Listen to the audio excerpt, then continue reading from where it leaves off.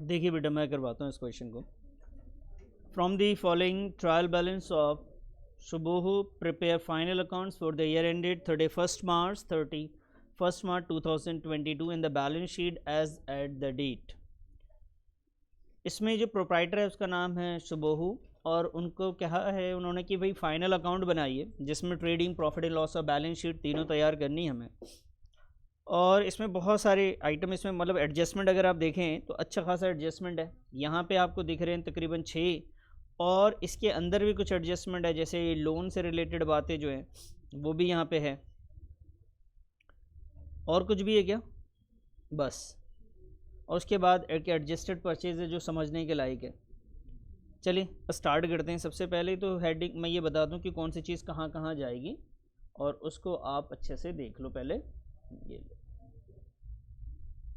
ठीक है बच्चा पार्टी। तो लाइन एंड बिल्डिंग आपको मालूम है कहाँ लिखेंगे बेटा? एसेट्स में लिखेंगे। परचेजेस आप ट्रेडिंग अकाउंट में लिखते हैं, और ओपनिंग स्टॉक को, ये क्लोजिंग स्टॉक है आई थिंक, सॉरी ये क्या है? क्लोजिंग स्टॉक है। तो इस बार ये क्लोजिंग स्टॉक है, गिवन ट्रायल बैलेंस में है, तो ये सीधा बैलेंस शीट में कहाँ पे जाएगा? Asset side. Return inward, return outward जो है ये दोनों ट्रेडिंग अकाउंट का पार्ट है। वेजेस भी है जो ट्रेडिंग का पार्ट है। सैलरीज जो है profit and loss. Office expense profit and loss. Carriage inward direct expense होता है बेटा, ट्रेडिंग अकाउंट में जाएगा। कैरेज आउटवर्ड डायरेक्ट एक्सपेंस नहीं है, प्रॉफिट एंड लॉस में जाएगा। Discount allowed profit and loss में, discount receive profit and loss में, बैड डेट्स आपका प्रॉफिट एंड लॉस में, सेल्स आपका ट्रेडिंग अकाउंट में, कैपिटल आपका लाइबिलिटीज़ में, और चैटर्जी का लोन जो है वो बैलेंस शीट में लाइबिलिटी साइड जाएगा, ये लोन होते हैं। इंश्योरेंस आपके लिए प्रॉफिट एंड लॉस अकाउंट में। कमीशन को आपको देखना पड़ेगा ये डेबिट है ये क्रेडिट। अगर कमीशन क्रेडिट है तो क्रेडिट में जाएगा प्रॉफिट एंड लॉस अकाउंट में, और डेबिट है तो प्रॉफिट एंड लॉस अकाउंट में डेबिट साइड जाएगा। ओके, प्लांट एंड मशीनरी बेटा हमारे लिए क्या होता है? एसेट्स है। Okay sir, bill receivable, furniture ये भी हमारे लिए एसेट्स है बच्चे। सन्ड्री डेटर हमारे लिए एसेट्स, सन्ड्री क्रेडिटर हमारे लिए लाइबिलिटी है। कैश एट बैंक एसेट्स है। ऑफिस इक्विपमेंट एसेट्स है। बिल्स पेबल आपके लिए लाइबिलिटी, एक्सपेंसेस पेबल आपके लिए लाइबिलिटी। तो ये सारी चीज़ें हम पढ़ने के बाद हमें ना एडजस्टमेंट देखना होता है। एडजस्टमेंट में जो जो एडजस्टमेंट्स के बारे में उनको आपने पॉइंट आउट करके उसको एंड में लिखना है, बाकी चीज़ें आपको पहले कर लेनी है। जैसे डेप्रिशिएट है लैंड बिल्डिंग पे, प्लांट मशीनरी पे, ऑफिस इक्विपमेंट पे, फर्नीचर पे, तो आप उसको पॉइंट आउट कर लीजिए कि ऑफिस इक्विपमेंट पे, फर्नीचर पे, प्लांट एंड मशीनरी पे, लैंड एंड बिल्डिंग पे, कहाँ भाई साहब? लैंड एंड बिल्डिंग, हाँ सबसे ऊपर। तो ये सारे एडजस्टमेंट्स हमने इसमें ले लिए। उसके बाद provision for doubtful debts on sundry debtor हैं। तो डेटर भाई साहब कहाँ है? डेटर कहाँ? ये रहा। उसके बाद आ जाइए इंश्योरेंस प्रीमियम है बेटा, इंश्योरेंस की भी आप कर लीजिए। सैलरी टू सुबह ही है, तो ये कैपिटल है आपका जो है ना, उसका एडजस्टमेंट है ये ऑनर को हम सैलरी दे रहे हैं, इसका मतलब ये कैपिटल में एडजस्टमेंट होगा। हाँ जी, कैपिटल अकाउंट में भी एक एडजस्टमेंट आ गया जी। आउटस्टैंडिंग सैलरी, तो सैलरी में भी एक एडजस्टमेंट आ गया सर। और ट्रांसफर टू रिजर्व्स, रिजर्व्स ये वाली जो पार्ट है बेटा, ये ट्रांसफर टू रिजर्व वाला जो पार्ट है ये प्रॉफिट एंड लॉस अकाउंट में जाएगा, और आपका जो इनकम होगा उसमें से एडजस्ट किया जाएगा। तो कोई बात नहीं, आप सही देखो तो सारे पॉइंट आउट कर लिया। अब इसके बाद स्टार्ट करते हैं ट्रेडिंग, प्रॉफिट एंड लॉस और बैलेंस शीट बनाते हैं। सबसे पहले हम क्या करते हैं, एक एक करके उठाते हैं, और क्वेश्चन में आप एक एक करके देखिए कैसे करते हैं। मैंने आपको पहले ही बताया था कि भाई कुछ प्रैक्टिस कर ले, तो 9-10 क्वेश्चन हम लोगों ने ऑलरेडी प्रैक्टिस कर रखा है। तो अब इसके बाद ना हम तीनों अकाउंट एक साथ बनाने की आदत डालेंगे, जिससे हमारा टाइम बचेगा। जैसे सबसे पहले लैंड एंड बिल्डिंग, और इसमें एडजस्टमेंट मैंने लगाया आपके सामने कि एडजस्टमेंट भी है। तो लैंड एंड बिल्डिंग सबसे पहले आप कहाँ लिखेंगे? ट्रेडिंग अकाउंट में तो लिखेंगे नहीं, प्रॉफिट एंड लॉस में लिखेंगे नहीं, आप जाएंगे बैलेंस शीट में। तो बैलेंस शीट में आएंगे सर, और बैलेंस शीट में आकर हम सबसे पहले आएंगे sir trading, sorry land and building के ऊपर। तो यहाँ पे आ गए सर लैंड एंड बिल्डिंग। आप मेरे को फॉलो करो, सही से चलते जाओ, जैसे जैसे मैं कर रहा हूँ वैसे करेंगे आप भी। लैंड एंड बिल्डिंग, वो जो एक एक करके करते थे उससे बेहतर होता है ये वाला तरीका हमारा। और ये टोटल है 50,000 रुपये का। उसके बाद लैंड एंड बिल्डिंग में हमारे पास ना बेटा एडजस्टमेंट था, क्योंकि हमने पॉइंट आउट पहले कर रखा था, तो उस एडजस्टमेंट को अपने को लेस करना है, और उस एडजस्टमेंट का नाम क्या है सर? डेप्रिसिएशन। डेप्रिसिएशन है 6% सर। तो 6% 50,000 का होता है बेटा 3,000। तो ये वैल्यू जो है ना आपको यहाँ पे लिख देना है 47,000। अच्छा सर ये जो 3,000 है, एक तो हमने बैलेंस शीट में से माइनस कर दिया, दूसरा हमें कहाँ लिखना होता है? प्रॉफिट एंड लॉस अकाउंट में, तो हम आ गए जी प्रॉफिट एंड लॉस अकाउंट में। अब प्रॉफिट एंड लॉस अकाउंट में आएंगे और यहाँ पर एक लाइन मैंने छोड़ दिया, क्या पता ग्रॉस प्रॉफिट या ग्रॉस लॉस आ जाए, तो यहाँ पे मैं लिख रहा हूँ जी डेप्रिसिएशन। अच्छा, इस क्वेश्चन में आप देखो डेप्रिसिएशन एक नहीं है, कई सारे हैं, है ना। तो मैं इसको हेडिंग बना देता हूँ और यहाँ लिख देता हूँ प्लांट एंड मशीनरी का डेप्रिसिएशन कितना है बेटा, 3000 रुपये। फिर इसी तरीके से आएंगे, दोबारा दूसरे पे आएंगे बेटा। दूसरा हमारे पास है, ये एक एडजस्टमेंट हो गया जी। दूसरा आप ट्रायल बैलेंस को पढ़ के देखो, लैंड एंड बिल्डिंग के बाद क्या है, एक बार रीड करो तो ज़रा बताओ मुझे क्या है। लैंड बिल्डिंग के बाद, आप सुन नहीं रहे मेरी बात को, मैंने आपसे कहा ट्रायल बैलेंस के अंदर देखो ना, सबसे पहला आइटम लैंड एंड बिल्डिंग था, लिख लिया। दूसरा बताओ क्या है, कौन सा परचेजेस है वो, तो एडजस्ट परचेजेस कहाँ जाता है बेटा, ट्रेडिंग अकाउंट में। सर जब एडजस्टेड परचेजेस होता है ना, तो हमें ओपनिंग नहीं लिखने की ज़रूरत होती है, तो हम यहाँ लिखेंगे जी एडजस्टेड परचेजेस। और एडजस्टेड परचेजेस की वैल्यू हमें गिवन है, कितना है, 2,10,000। और इसमें एडजस्टेड परचेजेस जब भी आप लिखेंगे तो चेक कर लेना है परचेज रिटर्न है या नहीं है। तो नीचे देखिए रिटर्न आउटवर्ड लिखा हुआ है आपके सामने, और वो कितना है बेटा, रिटर्न आउटवर्ड 2,500। रिटर्न आउटवर्ड है सर 2,500, इसको माइनस करेंगे पहले आप, तो ये आ जाएगा 2,07,500। ठीक है जी बेटा, इधर लिखना बंद करो, 2 मिनट मेरे साथ समझ लो मैं कर कैसे रहा हूँ। अब बताइए एडजस्ट परचेज के बाद क्या है, क्वेश्चन में देखिए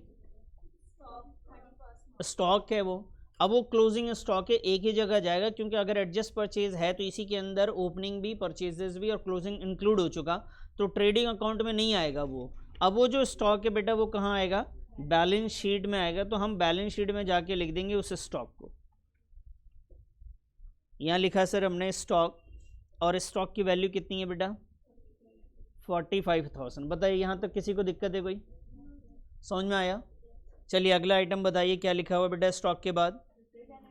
रिटर्न इनवर्ड का मतलब क्या होता है, सेल्स रिटर्न। आप पहले तो सेल्स ढूंढ लो, बताओ बेटा सेल्स कितना गिवन है, देखो तो ज़रा 3,85,000, उसमें से आप माइनस करो रिटर्न इनवर्ड। बताइए कितना बेटा, रिटर्न इनवर्ड 1,000। अब बताइए सर 3,38,35,000, क्लियर है। अब रिटर्न इनवर्ड के बाद क्या है बताइए, रिटर्न इनवर्ड भी हो गया, आउटवर्ड भी हो गया। बेटे ट्रायल, बेटा आप लिखना बंद करोगे तब समझ पाओगे आप। उसके बाद क्या लिखा हुआ है, वेजेस। आपको ना देखिए समझना है ना, तो अभी जो मैं आपसे पूछ रहा हूँ ट्रायल बैलेंस को मैच कीजिए और मुझे बताते रहे, आपको वैसे ही समझ में आ जाएगा ये। वेजेस बताइए कितना है बेटा, 45,300, इसमें कोई भी एडजस्टमेंट नहीं है, ये हमने पहले लिख लिया था। उसके बाद आइए सैलरी, ध्यान से इधर देख रहे हैं, काफ़ी इंपॉर्टेंट चीज़ है। ट्रायल बैलेंस में आपको सैलरीज मिल गया, तो वो तो पता है आपको कि सैलरीज कहाँ आता है बेटा, प्रॉफिट एंड लॉस। मैं यहाँ पे डेप्रिसिएशन के लिए जगह छोड़ दे रहा हूँ, आप चाहो तो depreciation on plant and machinery अलग अलग भी लिख सकते थे, कोई मसला नहीं है उसमें, समझ में आई बात। तो मैं नीचे यहाँ पे लिख दे रहा हूँ सैलरीज, और बहुत इंपॉर्टेंट है इस बात को देखना, सैलरी इसमें नया है थोड़ा सा, तो सैलरीज में एडजस्टमेंट है। सबसे पहले तो नॉर्मल जो सैलरी गिवन है बेटा वो कितना है वो लिख लेते हैं, बताइए कितना है सर, 39,000। अब आइए सर एडजस्टमेंट पे, देखिए एडजस्टमेंट में ना दो सैलरी से रिलेटेड एडजस्टमेंट है, दिख रहा है आपको। पहला बताइए क्या है, प्रोवाइड सैलरी टू शुभो। तो भाई यहाँ पे वो जो सैलरी टू शुभो प्रोवाइड का मतलब है, यहाँ पे हमने पे अभी तक नहीं किया, और ये ऑनर है, और ऑनर को कभी भी हाथ में सैलरी हो, इंटरेस्ट ऑन कैपिटल हो, नेट प्रॉफिट हो, कभी नहीं देते। ऑनर को जब भी हिसाब किताब है, उसका एक अलग अकाउंट बना हुआ है, उसका हिसाब किताब उसी में होता है। ऑनर का पैसा जो है वो कैपिटल के नाम से हम लोग जानते हैं, तो अगर उसे पैसे देने हैं, हमें देने अपने तरफ से, जैसे प्रॉफिट कमाया तो उसको देना पड़ेगा ना, तो हम उसके हाथ में नहीं देते, उसके कैपिटल में जोड़ देते, कहते हैं जी आपका हिसाब और बिजनेस पे बढ़ गया। अगर उसने बिजनेस से पैसे विड्रॉ कर लिए तो हम उससे मांगते नहीं हैं, उसके कैपिटल में से क्या करते हैं, माइनस कर देते। अगर मुझे इंटरेस्ट ऑन कैपिटल देना है तो उसके कैपिटल में क्या करते हैं, ऐड कर देते हैं। अगर मुझे उसको सैलरी देनी है तो उसके कैपिटल में क्या करते हैं, ऐड कर देते हैं। समझ में आई बात। तो ऐसे ही इसमें भी हम उसको दे रहे हैं, तो एक तो सैलरी हमारी यहाँ तो आएगी प्लस हमारे ये कैपिटल में भी जाएगा। सैलरी तो हमारे लिए एक्सपेंस है, तो हम यहाँ पे ऐड करेंगे और यहाँ पे लिखेंगे सैलरी टू सुबोहू। ये नाम इतना ख़तरनाक रख लिया ना इसने कि ज़बान पे भी नहीं आ रहा जी।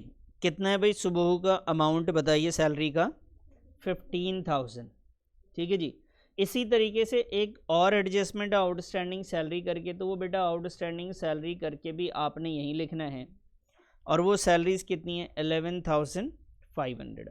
सर ये जो सैलरी टू सुबोहू है क्या हम अलग से भी लिख सकते थे? बिल्कुल आप अलग भी दिखा सकते थे, हमने इसमें भी ऐड कर दिया, कोई मसला नहीं है इससे।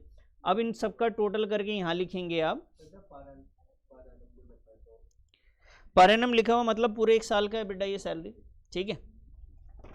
अब इन तीनों को ऐड करके आप मुझे बता सकते हैं कितना आ रहा है, एक बार ऐड करो तो मुझे बताओ कितना आ रहा है बेटा। चलो 65,500। ओके अच्छा जी, ये आउटस्टैंडिंग, ये भी आउटस्टैंडिंग सैलरी है और ये भी क्या है बेटा हमारे लिए दोनों आउटस्टैंडिंग सैलरी है, लेकिन उसको अलग अलग हम दिखा रहे हैं। तो बैलेंस शीट में लायबिलिटी साइड जाएंगे, यहाँ पे लिखेंगे पहले तो देखिए बेटा जो कैपिटल होगा उसमें जाके ये सैलरी ऐड होगी, सैलरी टू सुबोहू। ठीक है जी। और एक आउटस्टैंडिंग सैलरी अलग से लिखेंगे। इधर देख लो बेटा, आप लोग ना उतारने में रह जाएंगे फिर। ये बताओ कैपिटल लिख दिया हमने, कैपिटल में सैलरी टू सुबोहू लिखेंगे और सैलरी आउटस्टैंडिंग लिख देंगे। तो सैलरी टू सुबोहू जो था ना बेटा वो 15,000 रुपये थे और आउटस्टैंडिंग सैलरी 11,500। बताइए पहले ये बात बताओ मेरे को, ये समझ में आया आपको? नहीं आया ना? नहीं आया होगा, नहीं आया तो बेटा लिखना बंद करो पहले तो, और एक बार जो मैंने बोला उसको याद करो कि अगर ऑनर को कुछ भी देना हो तो क्या करेंगे, बोलो। कैपिटल को माइनस करेंगे, क्या करेंगे? सैलरी दे रहे हो तो बोलो बेटा, और कमीशन दे रहे हो तब, प्रॉफिट दे रहे हो तो डर लग रहा है अभी भी बोलने में। ये बहुत बेसिक चीज़ है। जब भी पार्टनर्स को आप देंगे ना, इंटरेस्ट ऑन कैपिटल देते हैं, पार्टनर्स को सैलरी देते हैं, पार्टनर्स को कमीशन देते हैं कई बार, यानी ऑनर की बात कर रहा हूँ मैं, या रेम्यूनरेशन देते हैं, प्रॉफिट्स देते हैं, तो जो भी आप देंगे उनके कैपिटल में ऐड करेंगे। इस क्वेश्चन में भी उन्होंने बोला सैलरी देना है तो हमने कैपिटल में ऐड कर दिया, और उतना ही हमने एक्सपेंस में भी लिख दिया, कंपनी के लिए तो एक्सपेंस है ये। अब कैपिटल में ऐड कर दिया तो हमें कैपिटल का पता ही नहीं है, तो कैपिटल एक बार ढूंढ लेते हैं, कैपिटल है कितना, 1,15,000। इन सबको ऐड कर दूंगा तो 1,30,000 आएगा। बाकी देखेंगे और क्या क्या है इसके अंदर, हो सकता है ड्राइंग्स हो, नेट प्रॉफिट हो, नेट लॉस हो, जो भी होगा वो बात की बात है। अभी यहाँ तक क्लियर है, कोई डाउट तो नहीं? ठीक है जी। चलिए अब इसके बाद वापस आते हैं। सर प्लीज़ सर लिखना बंद करो सर, प्लीज़ सर। आपको सोल्यूशन चाहिए, मैं इसी को वैसे दे दूंगा, फोटो खींच लेना यार, क्या करोगे आप? समझ लो ना पहले, ये क्वेश्चन काफ़ी इंपॉर्टेंट है, ये पहले समझो इसको। चलो आगे पॉइंट पे आओ, आउटस्टैंडिंग सैलरी पे आ गए। सैलरी हो गया हमारा, सैलरी के बाद चेक करो ट्रायल बैलेंस में। सर ट्रायल बैलेंस में क्या लिखा हुआ है? सैलरी के बाद क्या लिखा हुआ है? Office expense. क्या ऑफिस एक्सपेंस पे कोई एडजस्टमेंट है? नहीं है, तो normal profit and loss account में आ जाएगा सर। ये यहाँ लिख देंगे सर ऑफिस एक्सपेंस। बताइए कितना सर? 15,400। अब नेक्स्ट बोलिए बेटा क्या लिखा हुआ है, बोलिए बेटा। Carriage inward. मैं बार बार कह रहा हूँ, लिखने के चक्कर में ऐसा नहीं है कि जो मैं सवाल आपसे पूछ रहा हूँ उसका जवाब ही ना निकल पाए, तो प्लीज़ लिखने के चक्कर में मत रहो। आप ये कोशिश करो कि आप ज़्यादा से ज़्यादा चीज़ें बता सको खुद अपनी ज़बान से, तो वैसे ही आपको खुद भी करने लग जाएंगे ना फिर। बताइए कैरेज इनवर्ड कितना है बेटा? कैरेज इनवर्ड है 1,200। उसके बाद कैरेज इनवर्ड के बाद क्या है बेटा? Carriage outward. तो कैरेज आउटवर्ड कहाँ आता है? प्रॉफिट एंड लॉस अकाउंट में आएगा सर। यहाँ लिख देते हैं जी carriage outward. Carriage outward sir कितना 2000। उसके बाद बताइए कैरेज आउटवर्ड के बाद क्या है सर, डिस्काउंट अलाउड में कोई एडजस्टमेंट नहीं, उसको भी ऐसे ही लिख लेते हैं, डिस्काउंट अलाउड 750। उसके बाद बताइए बेटा क्या है, डिस्काउंट रिसीव हमारे इनकम है, हम इस साइड लिख देंगे बेटा, डिस्काउंट रिसीव्ड आ गया जी, कितना आया बेटा। उसके बाद बताइए क्या लिखा हुआ बेटा, क्या लिखा हुआ है, बैड डेट्स कहाँ लिखते हैं, पीएनएल अकाउंट में, यहाँ पे लिखेंगे बैड डेट्स, लेकिन क्या उससे रिलेटेड एडजस्टमेंट है, नो सर या यस सर है। तो बैड डेट्स की वैल्यू कितनी है बेटा 1200। अब इससे रिलेटेड एडजस्टमेंट क्या है, क्वेश्चन में देखो जाके लिखा हुआ प्रोविजन फॉर डाउटफुल डेट्स। तो बेटा प्रोविजन फॉर डाउटफुल डेट्स तो बैलेंस शीट का पार्ट है। तो आइए जी पहले तो हम आते हैं यहाँ पे डेटर्स लिखा हुआ होगा या संडे डेटर, वो लिख लेते हैं। संडे डेटर्स जो है ना बेटा वो हमारा ना लेस होगा, किस नाम से लेस करेंगे उसे, प्रोविजन फॉर डाउटफुल डेट्स। तो संडे डेटर की वैल्यू एक बार देख के बताओ कितना है सर, आप कनेक्ट नहीं कर पा रहे हो, मैं पूछ रहा हूँ सवाल और आप मेरी तरफ देख रहे होते हैं। संडे डेटर कितना, संडे डेटर मैम 40,000। अब प्रोविजन फॉर डाउटफुल डेट्स कितना 2% है, तो 40,000 का 2% कितना होता है सर 800। तो टोटल कितने हो गए ये 39,200, कैरी 4800, सही है भाई। ये जो 800 है ये प्रोविजन फॉर डाउटफुल डेट्स से पीएनएल अकाउंट में जाएंगे बेटा, बैड डेट्स में ऐड कर देंगे, किस नाम से ऐड करेंगे, प्रोविजन फॉर डाउटफुल डेट्स 800। कोई दूसरा बैड डेट्स नहीं है जिसको फर्दर के नाम से लिखिए, ना प्रीवियस ईयर का प्रोविजन है, ये करंट ईयर का प्रोविजन है। अगर प्रीवियस ईयर वाला प्रोविजन जो ट्रायल बैलेंस में गिवन होता तो हम उसे माइनस कर देते, लेकिन ऐसा है नहीं। तो ये 1200 का वो बैड डेट्स है जो हो चुका है, और ये 800 का वो प्रोविजन है जो पॉसिबल है कि नुकसान हो सकता है। तो टोटल मिला के ये कितने का नुकसान हो गया जी 2000 का। तो अब ट्रायल बैलेंस में बैड डेट्स आपने कवर कर लिया। उसके बाद क्या लिखा हुआ है देखो, तो ट्रायल बैलेंस में, ट्रायल बैलेंस में क्या लिखा हुआ है बेटा, सेल्स हो चुका है। उसके बाद बताओ क्या लिखा हुआ है ट्रायल बैलेंस में, कैपिटल अकाउंट भी लिख लिया। उसके बाद बताओ क्या लिखा हुआ है, चैटर्जीज लोन, और ये लोन आपने लिया है इसलिए वो बैलेंस जो है ना क्रेडिट बैलेंस है, लायबिलिटी साइड में दिखाना पड़ेगा आपको। चैटर्जी लोन को आपको बैलेंस शीट में आएंगे यहाँ पर, और यहाँ पे लिखेंगे चैटर्जी लोन,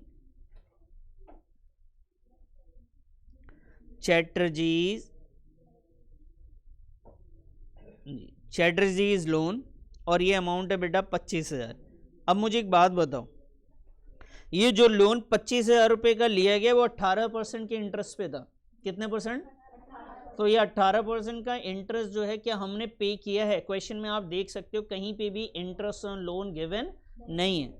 तो बेटा आपको वर्किंग नोट में नीचे इसी में यहाँ पे आएंगे, जैसे मैंने नीचे आ गया और मैंने निकाला कैलकुलेट किया कि इंटरेस्ट ऑन लोन कितना है, एंड जी 25,000 का 18% हम लोग कैलकुलेट करेंगे सर, 25,000 का 18% कैलकुलेट करेंगे। लेकिन कब से ये है, ये अक्टूबर से, तो अक्टूबर से लेके मार्च तक बोले तो 6 मंथ होता है आई थिंक, कैलकुलेट करो तो ज़रा, इतना ही होता है क्या।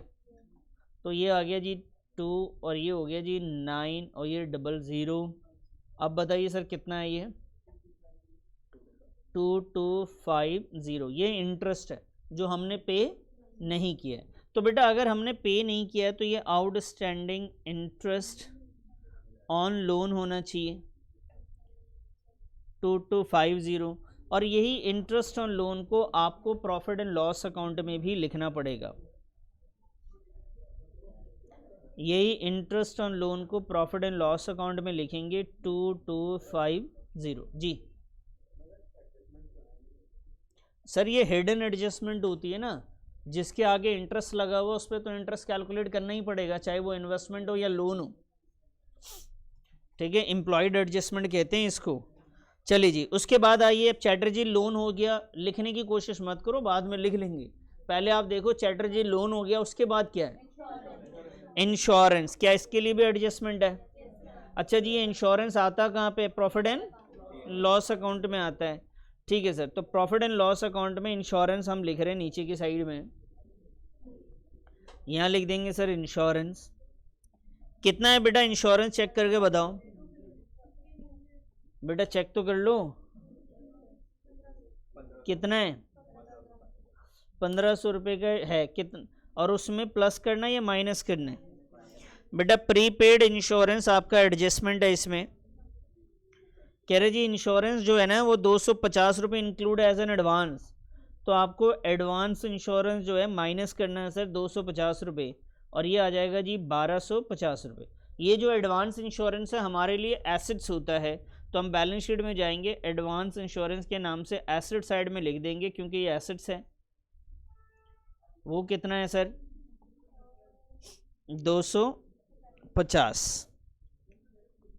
चलिए जी, इंश्योरेंस के बाद भी बताइए क्या है? क्या है बेटा? मैम कहाँ हो? क्या है देखो ना, इंश्योरेंस के बाद कमीशन है। कमीशन डेबिट है क्रेडिट है? तो बेटा क्रेडिट साइड जाओ। कमीशन कितना? 1500 जी। कमीशन के बाद क्या लिखा हुआ पढ़ो तो ज़रा, कहाँ आता है? Plant and machinery. Balance sheet में आ गए जी। आइए जी, यहाँ पे लिखेंगे प्लांट एंड मशीनरी। कितनी वैल्यू है बोलो बेटा? तो 50,000, और इसमें से अपन माइनस करेंगे किस नाम से? कितना परसेंट था? 5% है? 10% है, 5000 आएगा। ये कितना हो गया जी? 45,000। ये जो 5000 है ना, ये 5000 डेप्रिसिएशन है, आप यहाँ पे लिख देंगे जी प्लांट एंड मशीनरी। अच्छा, इससे पहले लैंड एंड बिल्डिंग था वो।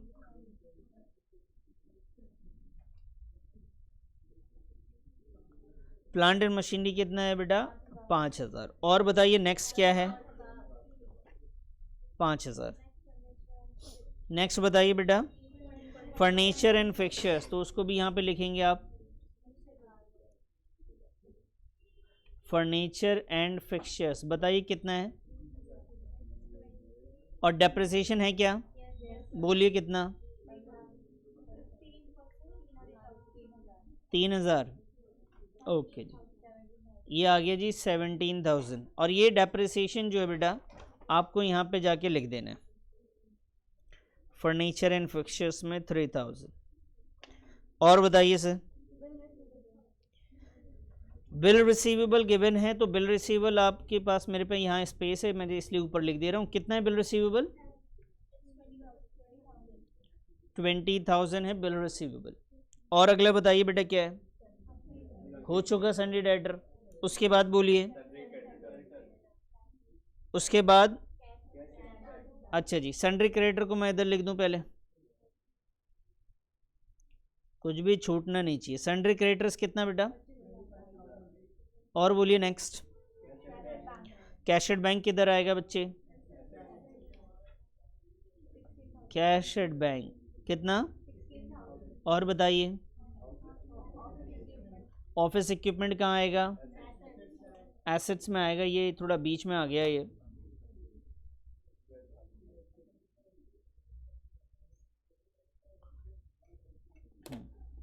तो ऑफिस इक्विपमेंट को नीचे लिख देते हैं सर।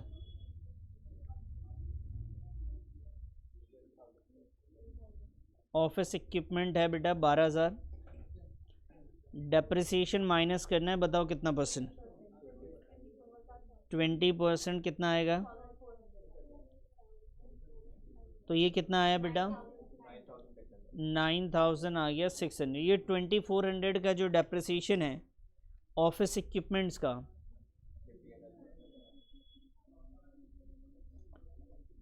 2400। तो ये 3 3 6 6 5 11 2 13,400 का तो सिर्फ डेप्रिसिएशन है। और बताइए सर ऑफिस इक्विपमेंट के बाद क्या लिखा हुआ है? एक्सपेंस पेबल लिखा हुआ है या बिल्स पेबल है? अच्छा जी, बिल्स पेबल, बताइए बेटा कितना आएगा? 12,350। और बताइए और उसके बाद है एक्सपेंस पेबल 3,000। और कुछ है? बताइए कोई एडजस्टमेंट रह गया क्या? एक बार नजर मारो कहीं पे कुछ रह रहा है बेटा? बोलो बच्चे, कुछ रह रहा है? क्या रह रहा है? वो कह रहे हैं कि जो नेट प्रॉफिट आएगा ना, आपका फाइनल प्रॉफिट आएगा, उसका 10% जनरलिज्म में जाएगा। तो इसका मतलब ये है कि पहले आपको यहाँ पे नेट प्रॉफिट निकालना है, फिर उस नेट प्रॉफिट को यहाँ लिखना नहीं, पहले जनरल रिजर्व लिखना है। तो मैं आपको बताता हूँ कैसे करेंगे उसको, ध्यान से देखिएगा। यहाँ पे अभी दो चीज़ें आएंगी बेटा, एक तो आएगा बेटा जनरल रिजर्व और एक आएगा बच्चे नेट प्रॉफिट। ठीक है सर, एक क्या आएगा जनरल रिजर्व और दूसरा नेट प्रॉफिट्स। एक मिनट, हाँ जी, ये दो चीज़ें यहाँ पे आएंगी, आपको ध्यान रखना है इस बात का। तो ऑलमोस्ट कंप्लीट है। पहले हम ऐसा करते हैं, ग्रॉस प्रॉफिट का आंसर निकालते हैं, फिर नेट प्रॉफिट नेट प्रॉफिट जब आप निकालेंगे प्लीज़ ध्यान रखेंगे नेट प्रॉफिट को आप यहाँ पे लिखेंगे नहीं, वो रफ में आप कैलकुलेट कर दिए कि नेट प्रॉफिट जो आया है बिफोर जनरल रिजर्व क्या आया है। ठीक है, पहले नेट प्रॉफिट निकालने से पहले आपको चलना होगा ग्रॉस प्रॉफिट पे। आइए जी, ग्रॉस प्रॉफिट निकाल लेते हैं बच्चा पार्टी, आओ जी। इसको टोटल करके बैलेंस करके बताओ ग्रॉस प्रॉफिट क्या आ रहा है। तो भाई ये हो गया जी 3,83,500, 3,83,500 और यहाँ से आ जाएंगे जी हम लोग, सॉरी ग्रॉस प्रॉफिट पे, बोलो बेटा 1,29,500, 1,29,500। ठीक है जी, अब ये ग्रॉस प्रॉफिट उठ के बेटा यहाँ आ जाएगा, यहाँ लिखेंगे जी ग्रॉस प्रॉफिट 1,29,500। ठीक है सर, अब इसका बैलेंस करेंगे और आपका नेट प्रॉफिट आएगा। तो फटाफट इसे करके बताओ मेरे को कितना आ रहा है, फिर हम लोग बात करते हैं। करो बेटा सब लोग करो, इतना नोट भी कर लो और कैलकुलेट भी कर लो। हाँ जी, कितना आया बेटा नेट प्रॉफिट? मैं यहाँ पे एक छोटा सा वर्किंग नोट की तरह लिख रहा हूँ कि भाई ध्यान देना इधर कैसे लिखना है। नेट प्रॉफिट जब आप कैलकुलेट करेंगे तो लिखेंगे net profit before general reserve. भाई रिजर्व से पहले का नेट प्रॉफिट कितना है बताओगे? किसी का आया? कितना आया?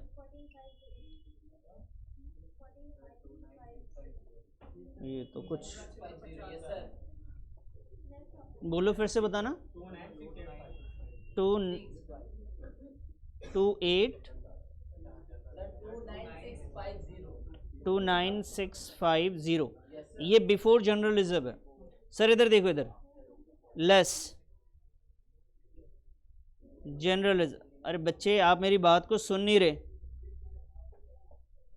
बिफोर जनरल रिजर्व 2,9650 आ रहा है, सभी का आ रहा है? करा है किसी ने? करा है कि नहीं करा है? आपने नहीं करा है अभी, कीजिए पहले। तो आप लोगों ने करा है, ये देखो बेटा 2,9650 आ रहा है। अब आते हैं इसमें, इन्होंने बोला कि भाई जनरल रिजर्व जो है ना वो हमारा 10% होगा। तो बेटा इस 2,9650 का 10% निकालना है। तो ये आ गया जी 2,965, फिर ये माइनस करना है। ये नेट प्रॉफिट जो आया ना आपका वो आफ्टर आएगा, आफ्टर जनरल रिजर्व। कितना बताया आपने? 85, 26,685 ये आया। अब इसको ध्यान से देखना बेटा, तीन चीज़ें, एक है before general reserve, less general reserve और एक आफ्टर जनरल रिजर्व। क्वेश्चन ने जैसा बोला वो हमने किया, आप इतना ट्रांसलेट खुद कर लो। क्वेश्चन ने बोला कि जो भी फाइनल प्रॉफिट आएगा उसका 10% जनरल रिजर्व में जाएगा। जनरल रिजर्व क्या है? देखिए जो भी प्रॉफिट हो रहा था वो मालिक को मिलता था हमेशा। इस बार उन्होंने बोला कि जो भी प्रॉफिट होगा उसका 10% ना जमा कर लेंगे, साइड में रख देंगे बुरे वक्त के लिए।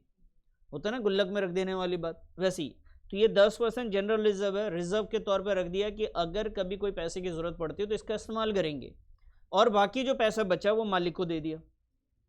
तो ये नेट प्रॉफिट मालिक को कितना देंगे, 26685, यानी जो नेट प्रॉफिट आपका यहाँ पे आएगा वो आएगा बेटा 26685, और जनरल रिजर्व आएगा आपका यहाँ पे 2965, यही जाके कैपिटल में ऐड होगा, और ये जनरल रिजर्व को बैलेंस शीट में रखना पड़ेगा क्योंकि पैसा अभी इस्तेमाल में नहीं है, इसको साइड में रखा गया है।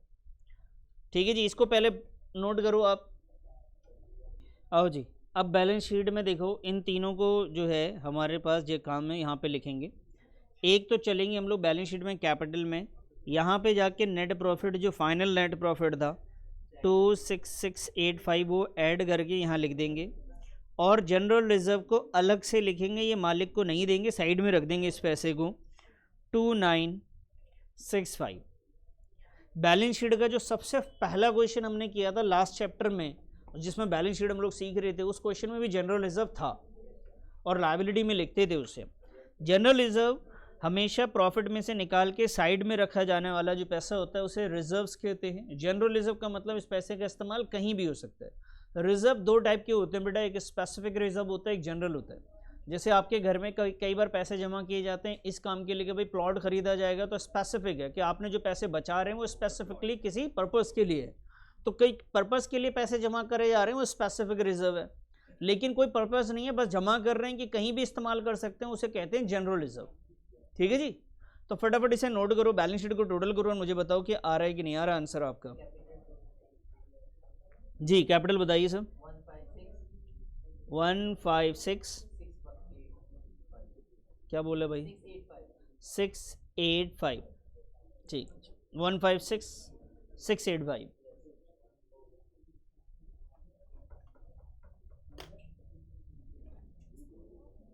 तो सर इसका टोटल है 239050 239050।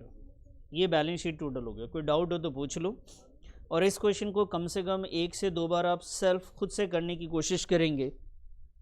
ठीक है सर जी।